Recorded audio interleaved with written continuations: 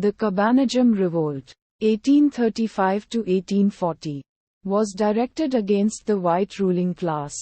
It is estimated that from 30% to 40% of the population of Grão Para, estimated at 100,000 people, died. The population of the Brazilian portion of the Amazon basin in 1850 was perhaps 300,000, of whom about 175,000 were Europeans and 25,000 were slaves.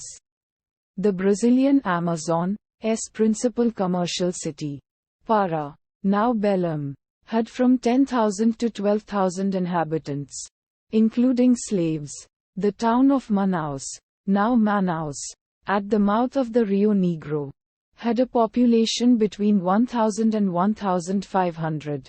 All the remaining villages, as far up as Tabatinga, on the Brazilian frontier of Peru, were relatively small. On the 6th of September 1850, Emperor Pedro II of Brazil sanctioned a law authorizing steam navigation on the Amazon and gave P.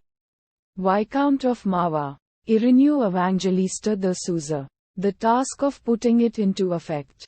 He organized the Companhia de Navegação e Comércio do Amazonas in Rio de Janeiro in 1852. In the following year it commenced operations with 4 small steamers: the Monarch, the Cometa, the Marajo and the Rio Negro.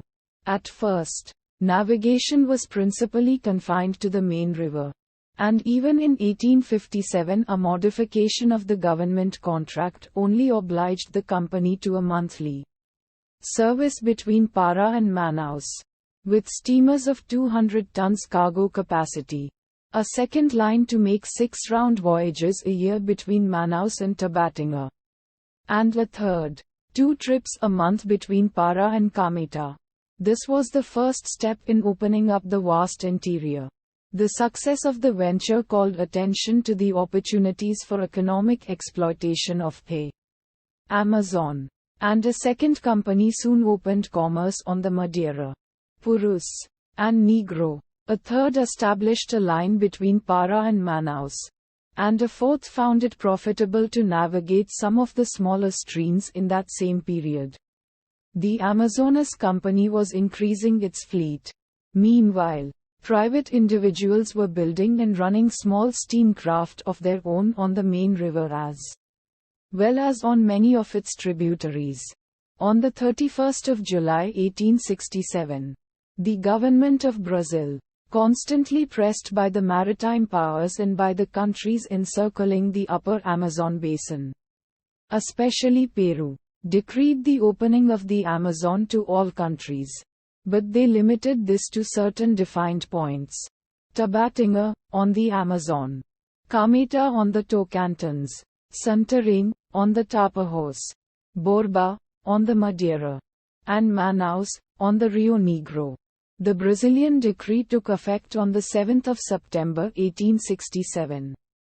Thanks in part to the mercantile development associated with steamboat navigation coupled with the internationally driven demand for natural rubber, the Peruvian city of Iquitos became a thriving, cosmopolitan center of commerce. Foreign companies settled in Iquitos, from where they controlled the extraction of rubber.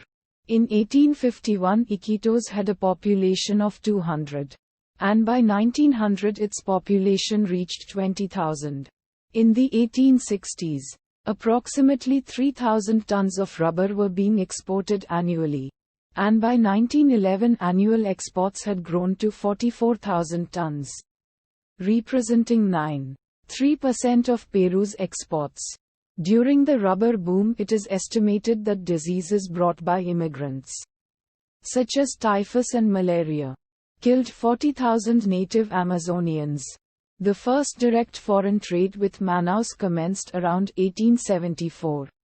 Local trade along the river was carried on by the English successors to the Amazonas Company, the Amazon Steam Navigation Company, as well as numerous small steamboats belonging to companies and firms engaged in the rubber trade, navigating the Negro, Madeira, Purus, and many other tributaries, such as the Maranon, to ports as distant as Nauta, Peru.